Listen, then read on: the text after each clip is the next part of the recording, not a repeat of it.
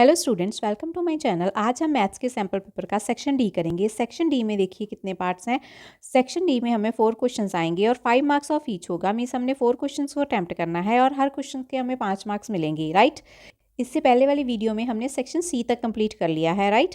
अब देखिए क्वेश्चन है हमारे पास। An express train takes 1 hour less than a passenger train to travel 132 kilometres between Mysore and Bangalore. एक हमारे पास एक्सप्रेस ट्रेन है और एक हमारे पास पैसेंजर ट्रेन है और उन दोनों ने 132 किलोमीटर डिस्टेंस तय करना है। जो एक्सप्रेस ट्रेन है वो 1 घंटा कम लेती है पैसेंजर ट्रेन से, राइट। अब देखिए, if the average speed of the express train is 11 kilometre more than that of the passenger train.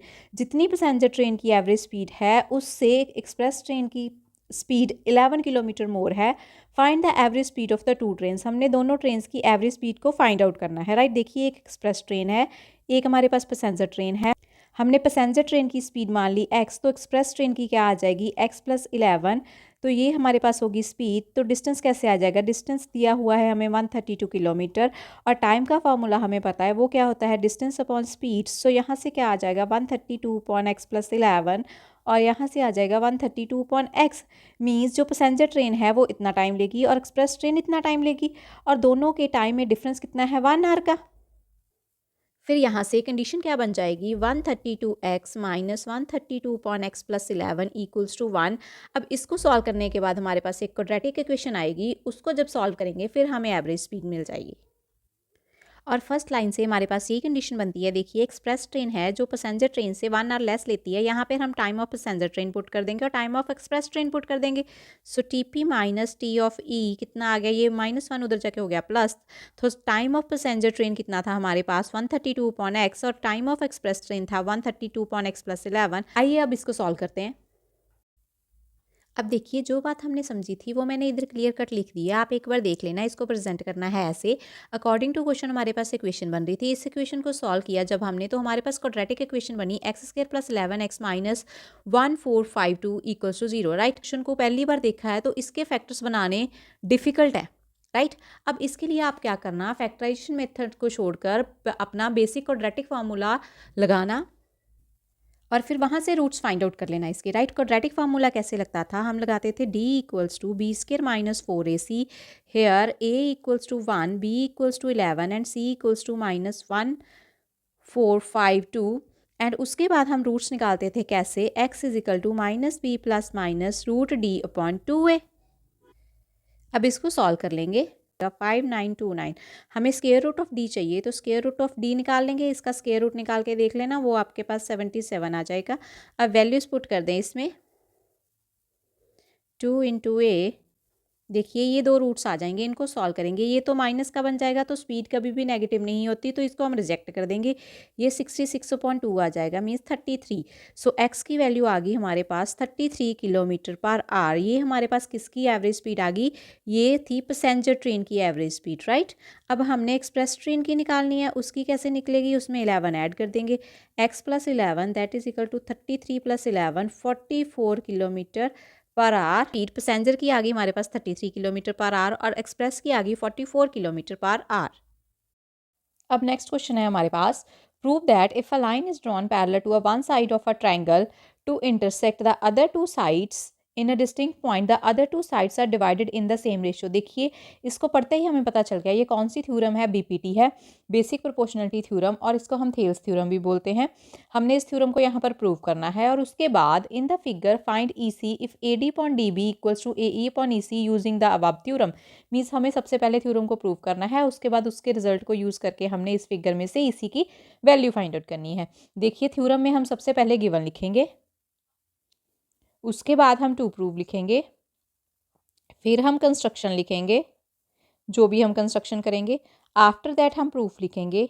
ये बातें इंपॉर्टेंट होती हैं थ्योरम्स में। और डायग्राम बनाएंगे, राइट। मान लेते हैं हमारे पास एक ट्रायंगल है ABC और DE कोई पैरेलल लाइन है जो AB को D पे कट कर रही है और AC को E पे कट कर रही है, राइट। अब जो भी गिवन है उसको हम गिवन में लिख देंगे। टू प्रूफ हमने क्या करना है? AD/DB इक्वल हो जाए AE/EC के। अब कंस्ट्रक्शन देखिए हम क्या करेंगे, हम दो परपेंडिकुलर्स ड्रॉन करेंगे। कहाँ से कहाँ तक? दो परपेंडिकुलर ड्रॉ करेंगे हम, एक E से ड्रॉ करेंगे और एक हम डी से ड्रॉ करेंगे, राइट। जो हम ई से परपेंडिकुलर ड्रॉ करेंगे उसको बोल देंगे ई एन, और डी से बोलेंगे डी एम। मीन्स हम दो परपेंडिकुलर ड्रॉ करेंगे, D M on A C and E N on A D, ये कंस्ट्रक्शन में लिखेंगे। और B E and C D को आपस में क्या कर देंगे, ज्वाइन। अब हम इधर लिख लेते हैं पहले। अब नेक्स्ट देखिए, प्रूव करने के लिए हम एरिया ऑफ ट्रायंगल का फॉर्मूला लगाएंगे। वो क्या होता है, एरिया ऑफ ट्रायंगल हम कैसे लिखते हैं, half into base into height, right. अब आप देखिए, अगर ए डी ई ट्रायंगल हम ले लें, इसमें अगर हमने एरिया ऑफ ट्रायंगल का फॉर्मूला लगाना हो तो अगर ए डी को बेस माने तो क्या बन जाएगा, half into A D into E N. अगर हम ए ई को बेस माने तो क्या बन जाएगा, half into A E into D M. हम दोनों तरह से इसका एरिया लिखेंगे, राइट। और जो परपेंडिकुलर्स हैं E N and E M, ये देखिए, और कौन कौन सी ट्रायंगल्स के परपेंडिकुलर्स हैं, कौन कौन सी ट्रायंगल की हाइट है, ये देखिए। हमारे पास जो बी डी ई ट्रायंगल बनी हुई है ऐसे बी डी ई, और इसका भी जो परपेंडिकुलर होगा वो भी क्या माना जाएगा, ई एन ही माना जाएगा। और डी ई सी ट्रायंगल का भी परपेंडिकुलर क्या होगा, डी एम होगा। अब देखिए, area of triangle A D ई क्या आ गया, हाफ इंटू ए डी को हमने बेस माना, ई एन आ गया हमारे पास हाइट, एंड ऐसे ही हम लिखे लेंगे area of B D E, वो भी क्या आ जाएगा, हाफ इंटू बेस क्या आ जाएगा, बी डी, और परपेंडिकुलर हमने पहले डिस्कस कर लिया, इसका क्या होगा, ई एन। अब अगर हम इन दोनों को डिवाइड करते हैं तो रिजल्ट क्या बनता है, area of A D E divided by area of B D E equals to, देखिए हाफ से हाफ कट जाएगा, ई एन से ई एन कट जाएगा, क्या रह गया हमारे पास, A D upon D B, right. अब यहाँ पर भी आप बी डी बी ही लिख लेना, क्योंकि B D and D B one and the same thing, क्योंकि हमने क्वेश्चन में डी बी लिखा है तो हम इसी को प्रूव करेंगे। अब आगे देखिए, आगे हमने एरिया ऑफ ट्रायंगल एक और ढंग से लिख सकते हैं ट्रायंगल ए डी ई का। वो कैसे लिख सकते हैं, अगर हम ए ई को बेस मान लें और डी एम को परपेंडिकुलर मान लें, ठीक है, लिख देते हैं फिर, half into A E into D M, right.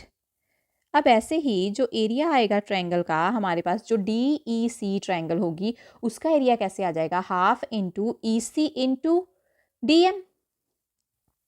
So D E सी का एरिया आ जाएगा हाफ इंटू ई सी इंटू डी एम। अब देखिए, अगर इन दोनों को डिवाइड करें तो क्या रिजल्ट बनता है, area of A D E divided by area of D E C equals to, half से हाफ कट गया, डी एम से डी एम कट गया, ए ई अपॉन ई सी। अब अगर हमने इन दोनों को इक्वल करना है, देखिए टू प्रूव में यही प्रूव करना है, इन दोनों को इक्वल करना है। अगर इन दोनों को इक्वल करना है तो हमारे पास ये दोनों एरियाज इक्वल आने चाहिए। पहले वाला एरिया तो सेम ही है, ऊपर देखिए सेम ट्रायंगल का एरिया है। सो इसके लिए हम क्या करेंगे, ये दो triangles between the same parallels हैं, D E and B C, और दोनों में हम एक कॉमन बेस ले सकते हैं, that equals to D E. So D E, दोनों ट्रायंगल का एक कॉमन बेस मिल गया और दोनों ट्रायंगल सेम पैरेलल्स में आ गई। सो इसका मीनिंग ये होता है कि एक थ्योरम हम पढ़ते हैं, इनका एरिया भी आपस में क्या होगा, इक्वल होगा। यही बात अब हम लिख देंगे, triangle BDE and triangle DEC are on the same base। कौन सा सेम बेस मान लेते हैं हम, DE, and between the same parallels, कौन कौन से पैरेलल्स हैं यहाँ पर, DE and BC। सो ये हमें क्या रिजल्ट देता है कि इन दोनों ट्रायंगल्स का एरिया आपस में क्या है, इक्वल है। अब यहाँ से अगर ये दोनों ट्रायंगल्स का एरिया इक्वल आ गया, आप देखिए इन दोनों ट्रायंगल्स का एरिया इक्वल आ गया, ये तो पहले ही इक्वल थी, तो ये दोनों आपस में क्या हो गए, इक्वल। सो इनको हम नंबर दे देते हैं अब 1 2 and 3। From 1 2 and 3 we get AD upon DB equals to AE upon EC, right. यही हमने प्रूव करना था टू प्रूव में। सो क्वेश्चन का एक नेक्स्ट पार्ट भी था, हमने EC फाइंड आउट करना था और उसके लिए हमें डायग्राम दे दी है ये वाली। हमने इस डायग्राम को ड्रॉ कर लिया, देखिए अब यहाँ पर वही रिजल्ट लगाएंगे, AD upon DB equals to AE upon EC। AD की वैल्यू है 2, DB की है 6, AE की है 3 एंड EC की है, हमने फाइंड आउट करनी है। क्रॉस मल्टीप्लाई करें, 2 time EC equals to 6 3 the 18। So EC equals to 18 upon 2 that equals to 9। So EC की वैल्यू हमारे पास आ गई 9 सेंटीमीटर, राइट। अब नेक्स्ट क्वेश्चन है हमारे पास, इसमें एक पेन स्टैंड गिवन है। जो पेन स्टैंड है वो क्यूबॉइड की शेप का है और उसमें 4 कॉनिकल होल्स हुए हैं। सो दैट कि वो पेन्स को होल्ड कर सके। और उसने जो क्यूबॉइड है उसकी लेंथ भी दी है, ये देखिए लेंथ 15 सेंटीमीटर, ब्रेथ हमारे पास 10 सेंटीमीटर और हाइट दे दी है 3.5 सेंटीमीटर। और जो कोन है उसकी भी उसने डेप्थ दे दी है 1.4 सेंटीमीटर एंड और उसने रेडियस दे दी है उसकी 0.5 centimetre. Find the volume of the would in the entire stand, हमने वॉल्यूम ऑफ द स्टैंड बताना है, राइट। अब आप देखिए वॉल्यूम ऑफ स्टैंड क्या आ जाएगा, वॉल्यूम ऑफ क्यूबॉइड मीन्स हम पहले क्यूबॉइड का वॉल्यूम निकालेंगे, उसमें से ये 4 कॉनिकल कैविटीज़ निकाल देंगे, तो फिर वॉल्यूम ऑफ कोन आ जाएगा। और ये कितने हैं 4 से मल्टीप्लाई कर देंगे, यहाँ पर हम क्यूबॉइड का फार्मूला लगाएंगे और यहाँ पर कोन का लगाएंगे, इसको सॉल्व करेंगे और हमारे पास आंसर आ जाएगा। सो फॉर क्यूबॉइड हम लिख लेते हैं इसकी डिमेंशंस। एल हमें दी है 15 सेंटीमीटर, बी दी है 10 सेंटीमीटर और हाइट हमें दी है 3.5 सेंटीमीटर, राइट। अब देखिए फॉर कोन रेडियस दी है 1.4 सेंटीमीटर, डेप्थ मीन्स हाइट ही है 1.4 सेंटीमीटर। वॉल्यूम ऑफ स्टैंड क्या आएगा हमारे पास, equals to volume of cuboid minus 4 time volume of cone. अब क्यूबॉइड का वॉल्यूम क्या होता है, L into B into H -4 और कोन का होता है 1/3 पाई आर स्क्वायर एच। अब इसमें हम वैल्यूज रिप्लेस करके कैलकुलेट कर लेंगे।